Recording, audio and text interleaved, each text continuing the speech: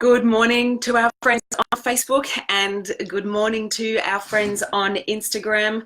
Tanj here. Welcome to Mindset Mastery Monday. It is Monday, the 10th of September. I hope you've had a beautiful weekend. I had an amazing weekend gardening and working and celebrating friends. Good morning, Karen George. Lovely to have your company. We'll just do a few seconds waiting for a few people to join. Morning, Taylor Bishop. Lovely to have you here. I know this is a conversation that's very of interest to you. Who else have we got here? So today's theme is a really popular one, actually. I'm going to be answering a question that I received via direct message on Instagram last week. And I want to just take an opportunity to say thank you to all of you who write in, whether it's via Instagram, Facebook, email, or call, or I see you in person, to give feedback on the value you get out of these sessions, but more importantly, to ask the question that you need some support with. So, and a shout out to those that aren't in real estate but write to me anyway and go, I'm not in real estate, but I find your stuff really valuable. So shout out to Lael for that message yesterday. You've got my attention. Thanks, Taylor. Awesome. So as I said, I got a direct message last week from an agent who wrote, I've lost 7 listings in a row. What do I do? And interestingly, this was a bit of a theme last week. I had a number of agents, whether it was in coaching calls or that wrote to me on Facebook as well, saying, I'm feeling a bit stressed. I haven't landed any business for a little while and I need to know what to do. Let's first of all look at the impacts when we aren't achieving our goals. Well, let me ask you, especially you guys on Facebook, you can type something in, and on Insta, what are the impacts when you're on a bit of a business drought? When you haven't landed any listings for a period of time, what are the physical, mental, and emotional impacts? How does it impact your life? I'm really keen to know. Here's what I know. It impacts, obviously, your productivity, performance, your results that you produce, because we get stressed. We are stressed in the moment, worried about the past, lack of business, and anxious about the future, and maybe not generating any business in the future. So this puts us in fight or flight mode. Good morning, exquisite chauffeurs. Lovely to have your company. And when we're in fight or flight mode, we are in fear. And this completely shrinks our level of consciousness, where we can't do our best work and we can't serve because we are just worried about what might happen. Morning, Duke. So if you feel stressed, if you feel worried about the past results and anxious about the future, I think you're going to find this useful. There's also financial impacts. You know, you're not going to be making the commission that you make. That elevates our level of being transactional, again, activating our sense of fear. Thumbs up by Duke. You know, it's just not a good place to be in. And remember, in real estate or any business, people buy people, not products. They're not buying your logo. They're not buying your brand. They are buying you. Oh, Chris Cotton saying, G'day, Taylor. Good on you, Chris. So if you've been on a listing drought, it's affecting your business. You're feeling stressed. You're feeling anxious. You're worried about the future. You've been kind of concerned about your, results. Here is my A's to a couple of cues I got last week. Number 1, write this down too. Oh, here we go. The focus shifts from serving to hustling, hunting. Yes, serving to hunting. I like that. Thought you wrote hustling. Yeah, the focus shifts from serving to hunting. Well put, Taylor. I'm going to get to that. So if you've been on a listing drought, here's my tip. Number 1, don't make it mean anything. Really don't make it mean anything. What's happened is you've lost 7, 4, 10, 11, 1, whatever it is, you've lost listings. The big, G'day Trent, lovely to have your company. The biggest issue that I see as a peak performance coach is it's not what's happened that impacts your ability to achieve results. It's the meaning you add to it. Let me unpack this. So you've lost a couple of listings in a row. That's the facts. We're going to dive into that a little deeper. But when you start to say things like, I suck. I'm not good at this. He's better than me. She's better than me. You're focused on your competition. Then you start focusing on the market. Then you start getting concerned. Your whole attention is on your, what I call circle of concern, the area outside your influence, and you're seeking evidence for why you weren't effective in the moment. The fact is you lost some listings. There will be some reasons why. But if you add a whole bunch of meaning, it's going to completely shrink your self-esteem. It's going to dilute your focus to serve. And as Taylor said, you will become a hunter. And you will become hardwired to be transactional. So don't make it mean anything. Easier said than done. As human beings, we are meaning-making machines. We are hardwired to add meaning to everything that we do.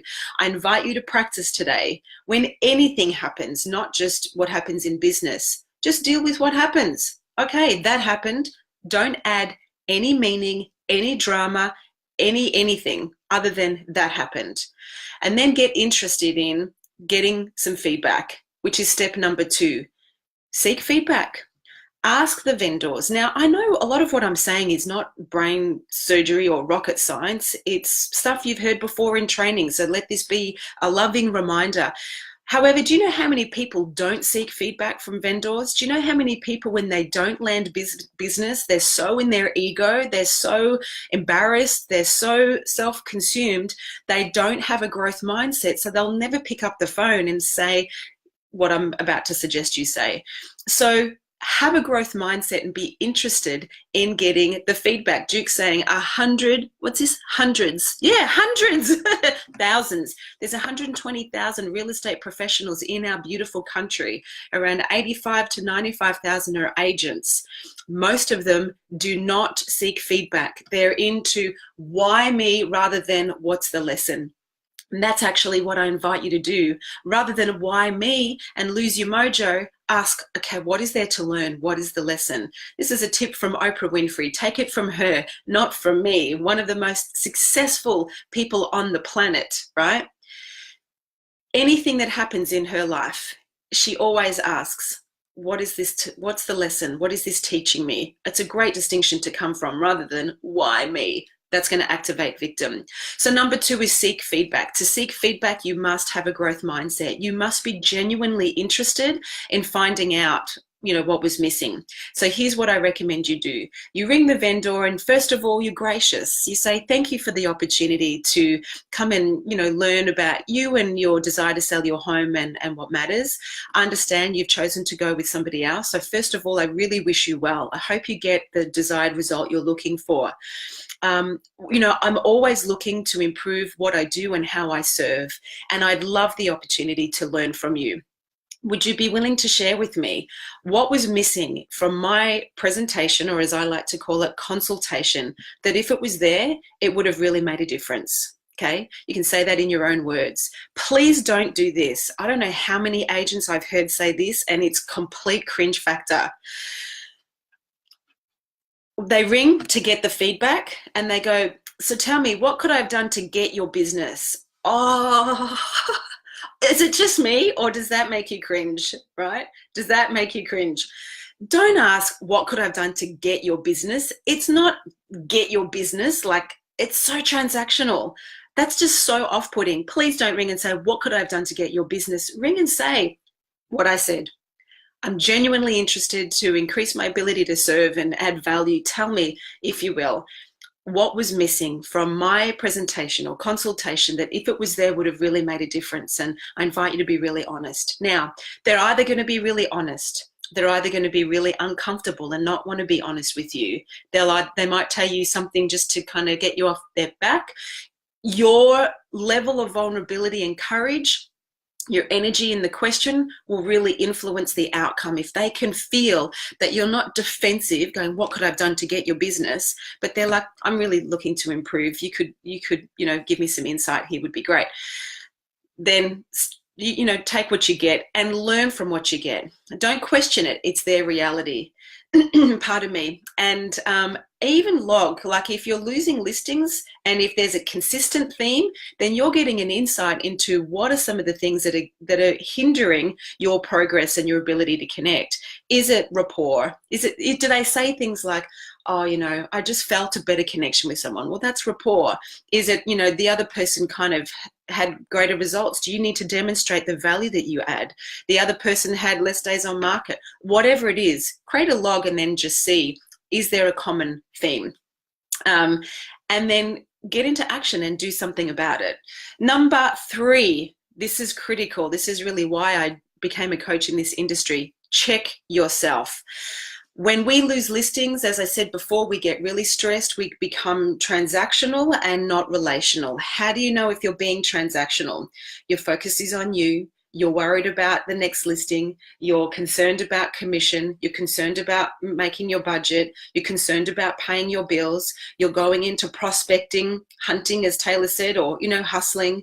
You're in the listing consultation and you're pushing your agenda, meaning it's more about you and your outcome and your business goals versus being of service, being a change agent, asking the right questions, genuinely interested in solving people's problems or helping them get onto the next phase of their lives. So check yourself. Are you being transactional and you want to be really honest? Or are you being relational? I promise you, if you've lost 7 listings in a row, you're very likely to be transactional. No matter what's going on in the marketplace, no matter how many of your competitors are reducing their commission to get the business or inflating the price to get the business, that is not why people make decisions. It's not why the majority make decisions. People buy people, not products. What's missing if you're not landing listings is you're not effectively articulating your value proposition. You're not reverse engineering your dialogue based on what your vendors need. You're not being a tender geek and asking and hacking into what's most important to you in the sale of your home. And what do you expect from your agent of choice? When you ask those 2 questions and you ask them to then say, tell me what those things are in order of priority, meaning tell me what's important in the sale of your home. Write them down. Now, if you were to put them in order of priority, what would that be? Cool. Now, tell me, what do you expect from your agent of choice? What's important to you here? Write them down. And if you were to put those in order of priority, what would they be? When you do that, it's like doing a reverse tender brief. Everything that comes out of your mouth when you have that knowledge and insight needs to be in order of their priority. When you're speaking to their values, when you're connecting what's important to them in order of priority, you're going to increase your ability to build rapport. We'll do more sessions on this in the future. But when you've lost listings, you're going to be transactional, not relational. People will feel where you're coming from. And as Tom Ferry says, you're likely to have commission breath. It'll be more about you than about being a change agent and being of service. Number 4, model a master. Especially if you're doing all these things that I've recommended up front and you're still not making a difference, have a look in your office if you work in a team and see who's the most effective prospector and lister, who's got the highest listing conversion rate. Take them for a coffee, take them for lunch and pick their brains. Ask them to share with you, what do they do? How do they do it? Ask them if you can go to a listing consultation with them and then model the master. Replicate what they do and do it in your own way. You can ask them if they could even do some role playing with you, and you could ask them to come to one of your listings.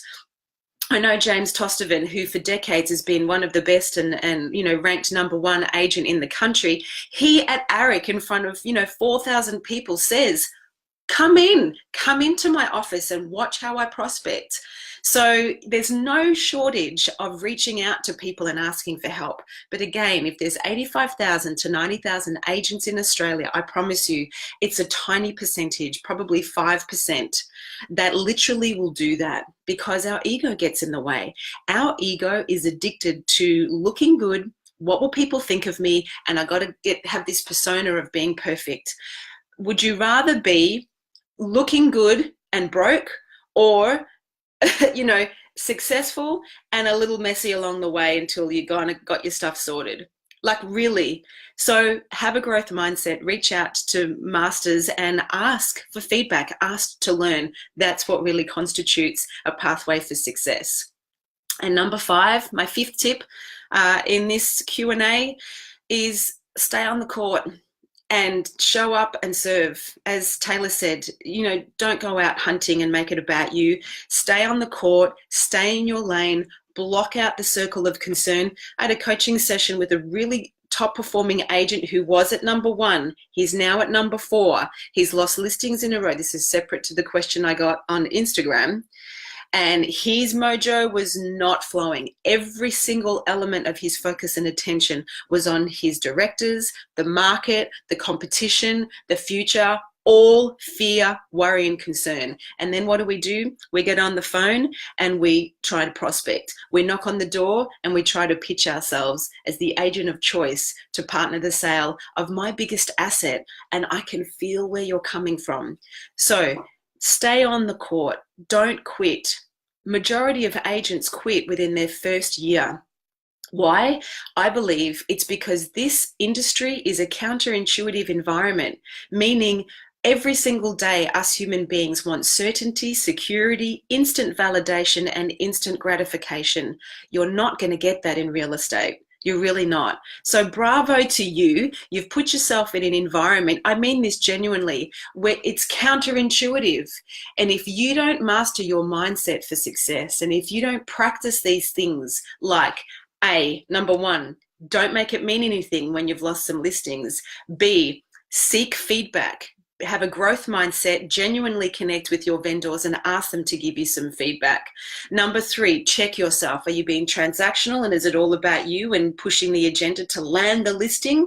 Or do you go into listing consultations wanting to connect? Please do that, by the way. When you go to a listing consultation, don't go, they're going to land this listing, because that's just transactional. Go in there, I'm going to genuinely connect. I'm going to ask great questions. I'm going to find out what these people want.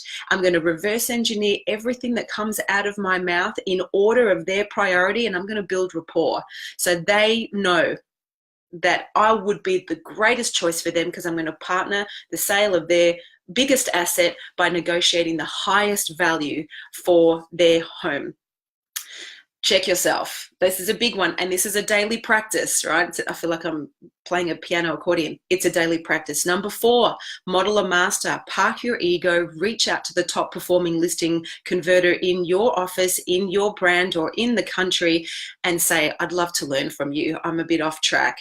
And when you are off track, don't quit. Number 5, really stay on the court, right? Ask not why me, but what is there to learn, and remain committed to serve. So I hope you found those 5 tips useful. Thank you to the person that DM'd me on Instagram and asked the question. I really honor your courage and vulnerability and willingness to grow. Thank you to the other 3 that also contacted me different ways during the week. I really hope you find this of service. If you did, please let me know. Please tag a colleague in your office that's having a bit of a business drought, and you know they just need to shift their mindset and strategies for success. Speaking of strategies for success, next week in Mindset Mastery Monday, I'm going to share 4 strategies to hardwire your brain for success, and why you and I need to lose our mind. I hope you found that useful. Much love. Have an amazing week. Please let me know if it was useful, and I'll speak to you on Mindset Mastery Monday. Well, I'll speak with you next week for We Need to Lose Our Mind. 4 steps to hardwire our brain to achieve success. Mwah! Have a beautiful week. Bye, Facebook. Bye, Insta.